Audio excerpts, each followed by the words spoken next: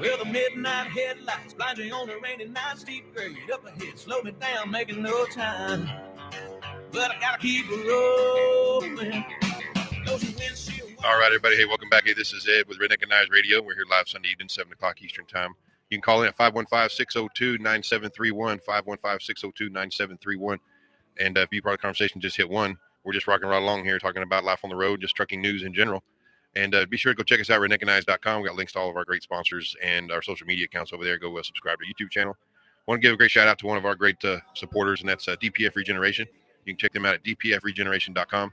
They're the ones that if you got any kind of particulate filter issues, whether you need it cleaned or you need to buy a new one, or you got some kind of problems that you need answers to, well, they're the ones that can help you out. That's dpfregeneration.com. You let them know over there what you got, and be sure to make sure you appreciate them for supporting Redneckanize, because we really do appreciate their support and everything. So we're just trucking right along here talking.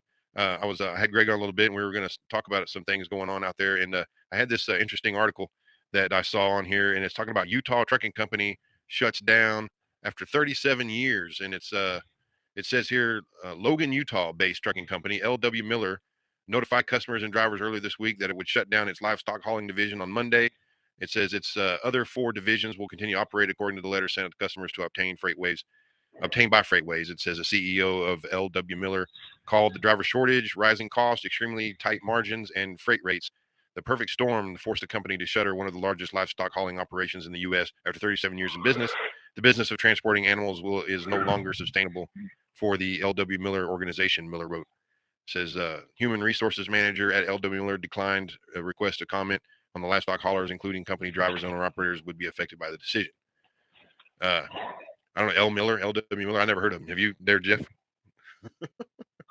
I've seen them. Yeah, I think they do a lot of pigs. I hauled a trailer out to them the other day, so that's kind of surprising to hear them go out of business. Well, I mean, it says they're still operating their divisions. According to their website, the picture that you see on their website is they've got a reefer unit hooked up to a Cascadia. So it looks like it's a regular trucking company that probably hauls livestock as well. Oh. And they're not going to haul the livestock anymore, but they're still going to do all of their other stuff.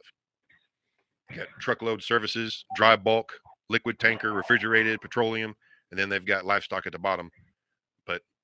And they haven't changed the website. That makes sense. Yep.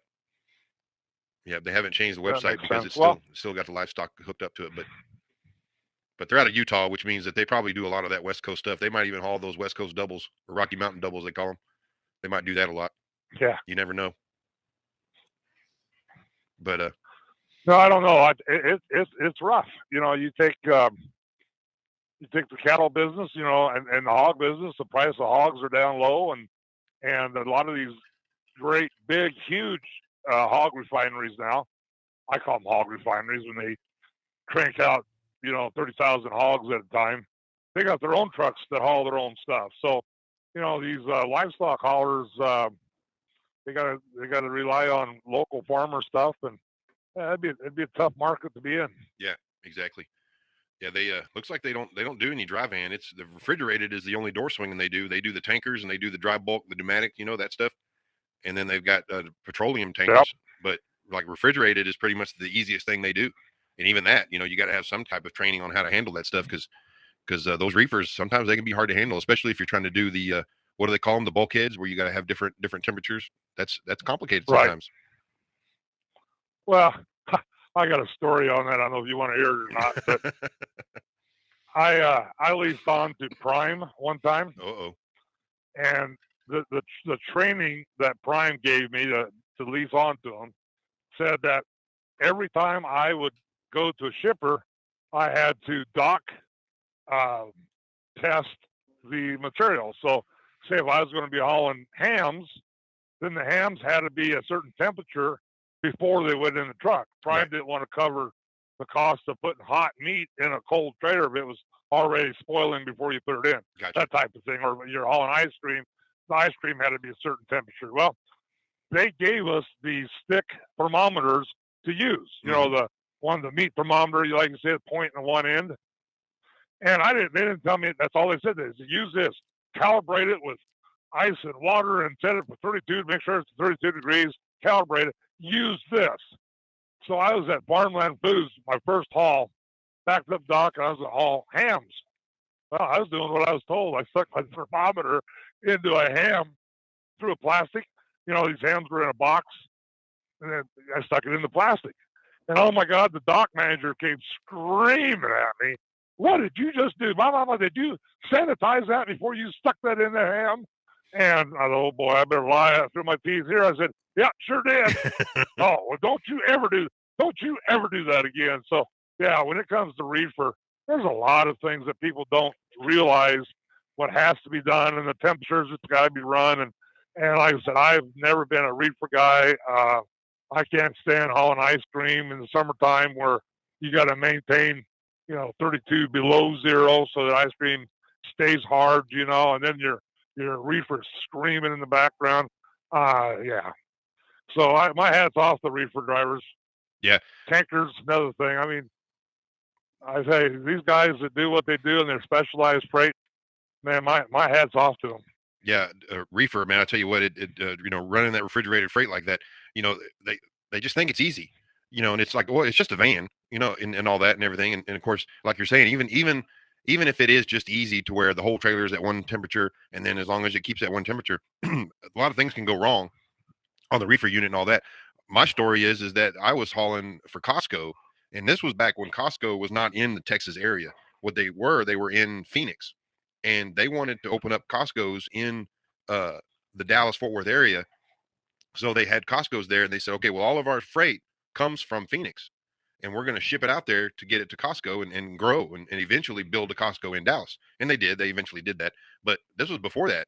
And I was running team for Swift, and they said, we're going to haul the refrigerated trailers, and we're going to haul them straight from, and you got to go from Phoenix, and this is July, and you got to run from Phoenix to Dallas with a refrigerated unit, and it has to maintain a certain temperature and all that. And I mean, it was tough because guess what? It's 120 degrees going out there in the middle of nowhere in West Texas and New Mexico.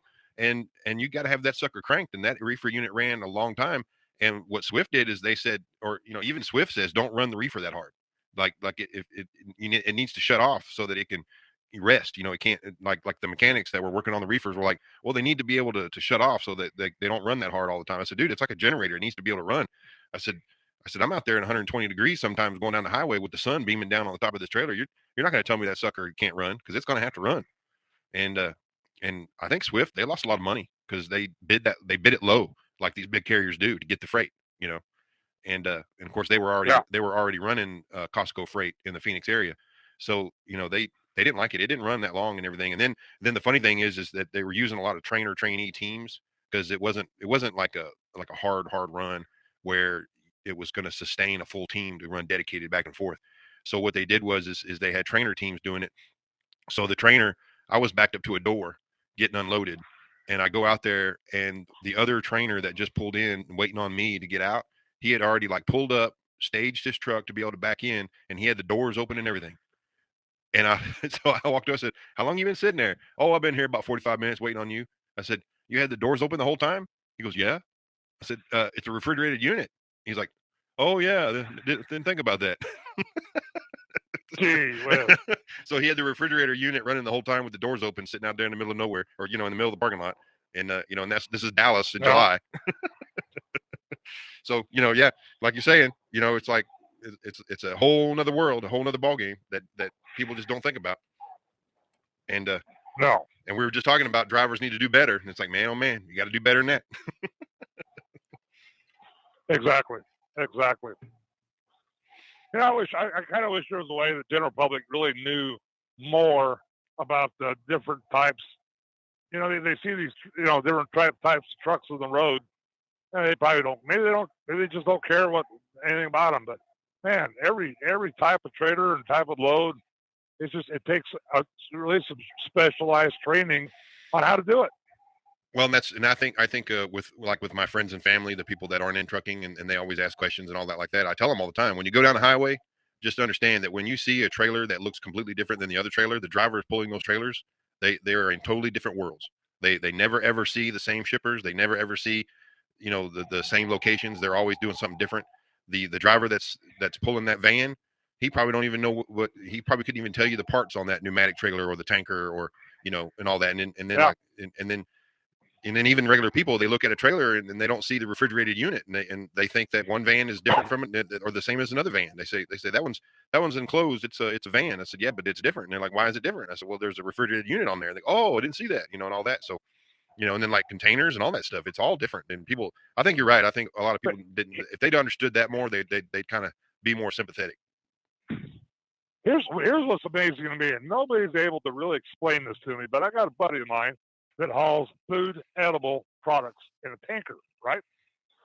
He'll load up milk out of Wisconsin, and it goes in the tanker, basically ice cold milk into this tanker.